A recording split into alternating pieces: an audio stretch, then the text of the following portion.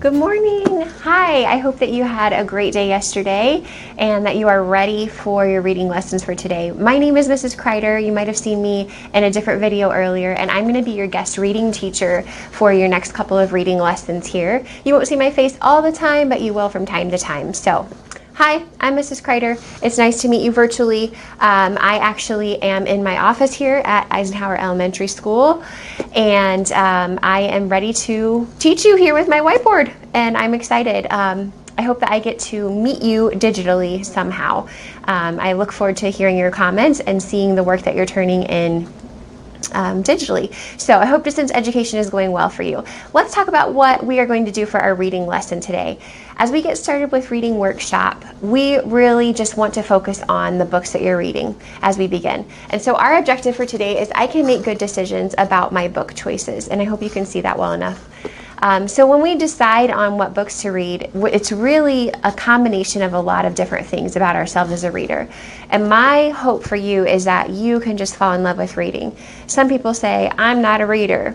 And I would challenge you to think about, maybe you have read some things and so you probably are a reader. Maybe you just don't enjoy it yet. And I hope that this year that you can really learn to enjoy the books that you're reading, and I want to help you with that today. I want to help you learn how to make good book choices. So let's pay attention. I just grabbed a couple of books that I had in my library. These happen to be in Spanish, but this is the Spanish version of Clementine, and this is Bridge to Terabithia, Clementina and Puente a Terabithia, for those of you that maybe speak Spanish. And these two books are books that I've loved in my own classroom when I was teaching 5th grade, and I just really enjoy them. This one in particular, I would read to my students every year, Bridge to Terabithia, and I loved this because I thought the story was so good.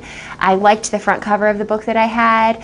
I really loved the characters. I had seen the movie, and so all of those things helped me make my decision. I also went online and I read some good reviews about the book. Other teachers had said this is a great book to use with kids, and all of those things helped me to make my really good decisions about reading the book Bridge to Terabithia to my students every year. And so we need to think about, as readers, what things are important to us in a book. And I want you to stop for a minute and I want you to think about why you choose the books that you do. Just think about the last book that you read. Maybe it was on your iPad on Epic. Maybe it was a book from the library or just a book that you love at home. Whatever it was, think about that last thing that you read and why you read it. Think about that for a second.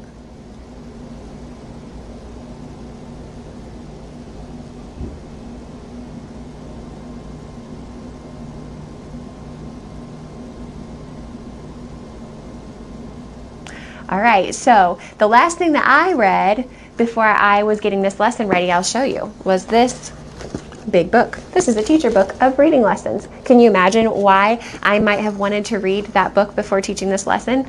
I had a purpose for it. I had a reason that I wanted to do it. So whenever we choose books, it's important to think about, why are we choosing them? What do we want to get out of them? And sometimes the books that we choose can be really difficult to read. They might be easy to read, or they might be just right where we're at. We'll talk about those books today. So I want to think about different ways that we choose books. And so I have ways to choose up here on the board. And if we were in the classroom, I would have you say things that you thought of and reasons that you read the last book that you had read when I asked you just a minute ago. But since we're not in the classroom, I'm just going to ask you to think again of those ways that you can choose a book and see if they're up here. I'm going to go ahead and write them up on the board so that you can see them.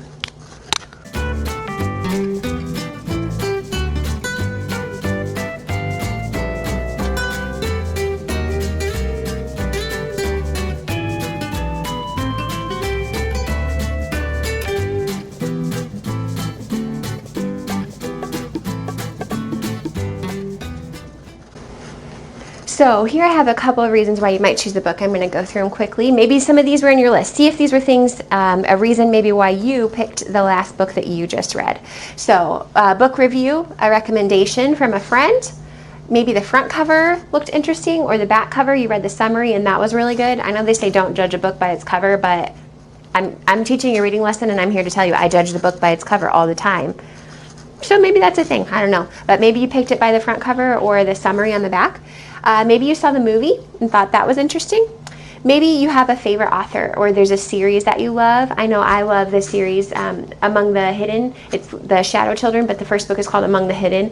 And man, once I read that first book from Margaret Peterson Haddix, I was hooked. And anything else that she writes, I want to read it because it's so good. If you haven't read the series, The Shadow Children, Among the Hidden, the first book, go for it. You will not regret it. It could be a genre that you love. Maybe like you love to read mysteries. I know when I was younger, mysteries were my favorite thing. I could not get enough of them. I couldn't put them down. They scared me a little bit, and so I couldn't sleep until I finished the book.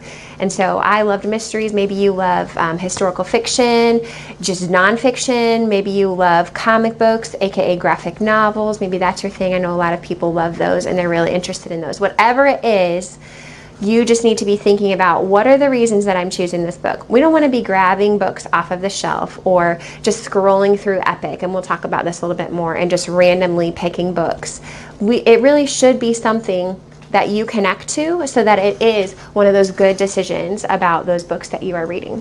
So as you're doing that, there are some choices that you're making, and you can tell sometimes after you've chosen a book that this book is good for you, or it's like okay, or it was just like way too hard.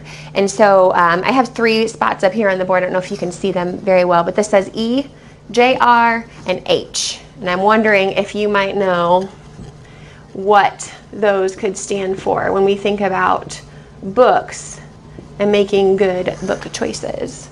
A book that might be too easy is the first one.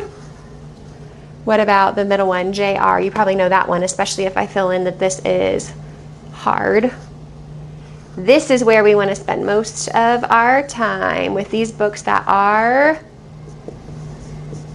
I hope you were yelling at your iPad now, just right. These books are just right for us as readers, and these are the ones that we love to read. We have a good reason for reading them. We made a good book choice, and now we're reading this book that's just right for us. And those are really great because they hook our interest. So let's think about some things that an easy book might have, a just right book might have, and a hard book might have. Before we do that, take a second. Think about that last book you read again. That last thing that you read. And ask yourself, do I think that was easy, just right, or hard? Mine was this. It was just right. And so my book was just right for me because it told me what I needed to know. I was able to get the information from it, and that was my purpose that I had for reading, was to get information about teaching this lesson today. And so that was just right for me. I hope that your books are just right for you most of the time. We will talk a little bit about when you can choose a book that's easy and when you can choose a book that's hard. Let's talk about that easy part first and see when we would want to choose an easy book. So let's talk about these different levels of reading: easy, just right, and hard or challenging books. So when should you read each one? Well, there's a time and a place to read each one of these. I want you to understand as a reader that those book choices that you make are your choices. Those are your decisions. And as a responsible reader, you should be deciding which one of these fits your reading needs the best on that day. Let's say, you stayed up too late last night, you had some problems with your distance education. Oh, you couldn't get those assignments turned in, you were supposed to write on this one thing and it couldn't write, and you had all these problems. Then your iPad died and the internet went out, and everything was so bad, and you felt so stressed, and now it's the next day, and you know what? I am so tired because I didn't sleep well. I got my iPad charged, the internet's working, and I just can't do this distance ed thing, and it's just like I'm gonna barely be able to get it done today. You know what? Then maybe that's the reason that you need to pick an easy book. And you just need to relax. You need to enjoy your reading time today. You're reading that familiar book that you've loved.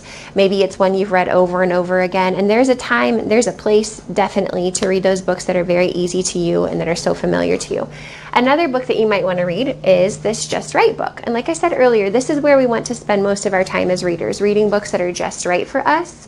These are books that we would consider that are on our level. They're not so challenging that we can't understand. We read these, we understand them, we enjoy them, and any of those words that are challenging, we can work those out. We can work out the challenges for the reading, just the words themselves, or for understanding what we've read.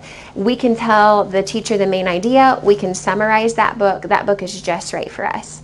A trick that I use for this Just Right book is the 5-finger rule. Hold out your hand, 5 fingers. Come on, actually do it.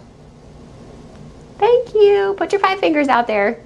I wish I could peek through the screen and see you, but I'm just going to trust that you have your 5 fingers up because you're doing your best at distance ed and you are just rocking it today. I know you are. So 5-finger rule. This is my 5-finger rule for Just Right books. And so when I am reading a book that is new to me and I'm not sure if I'm going to like it or not, maybe I looked at the front cover, I read the back cover summary, my friend told me they liked it, Mrs. Kreider said she liked that Among the Hidden book, and so I'm going to start reading it, and I'm going through the first page, I see a word I don't know, I see another word I don't know, another word, another word, another word, and another, and it just keeps going, and there's a bunch of words I don't know. If you have more than 4 or 5 fingers up, that book is probably going to be so challenging because of the words. If you can't understand the words, you're not going to understand the story, right? Just makes sense. So I like to think about, as I'm going through that book and I'm reading this new book, if I'm putting up, there's a word I don't really know or understand. I can't even say that word. Maybe, okay, I think I know what that means, but maybe not. If I get to the end of one page and I have 2 or 3 fingers up, that book is just right for me. That's a quick way to find a good level of book for you to make sure the words aren't too hard and that you can understand what you've read. So that's a trick, the 5-finger rule. You want to put up, after you read one page, 2 or 3 fingers, and that usually means it's just about right for you. When we get to 4 and 5 fingers, that might be pretty challenging. Although, let's talk about those challenging, those hard books. There is a time for that. What happens if throughout this year, I know that we're going to have some writing assignments, and some of those writing assignments are going to be nonfiction writing assignments. So let's say we are going to write about torpedoes. I'm not an expert on torpedoes. I'm just not. I don't know. Maybe you are. I mean, you could share some information with me about torpedoes, but I don't really know much about torpedoes other than they go really fast, I think, and they're probably blow up stuff. I don't know. So what am I going to do? I'm going to have to go online. I'm going to have to research. I'm going to have to get some resources. Maybe I go to the library, check out some books about torpedoes. But that is probably going to be a hard reading level. And if I do the 5-finger rule, I might be like up to here. But there's a time for that, okay? If you are at that point and you're reading all the time, that's not where you want to be. You're going to be so frustrated. And you won't enjoy the reading, and we want to enjoy the reading, enjoy it, enjoy it, enjoy it, love the reading, love the book. That's what we want. But if you're always so frustrated, it's too challenging and you need to step back. But if you're only doing this sometimes, maybe you're researching and you want to learn something, or you're just trying to challenge yourself a little bit, this is okay. This is totally fine. We just don't want you to be frustrated. We don't want it to be too easy all the time because then you're not really growing as much as you should be. We want you to stay in this just right reading level as much as possible. Again, my 5-finger trick. 1 finger up, that's probably an easy book. You can read it, from time to time. 2 to 3 fingers up at the end of a page of words that you didn't know, that is going to be your just right level. And then 4 or 5 fingers, it's going to be pretty hard. We're probably not going to read those books as often. So again, these are making good decisions about our book choices, and I want you to do that. We will talk later this week about how to choose good books specifically on Epic, because I know a lot of you are using Epic this year to make book choices, and I want you to make good book choices there as well. All right. That's it for today. Just to recap, ways to choose a book, book reviews, recommendations from a friend, look at the front cover, read the back cover summary. Maybe you saw the movie version and you liked it, favorite author, a series, or a genre that you love. And then we want to make sure that we are picking just right books most of the time. And sometimes we read easy books, sometimes we read hard books. That's it. If you have any questions, let us know, and we are here to help you. Good luck.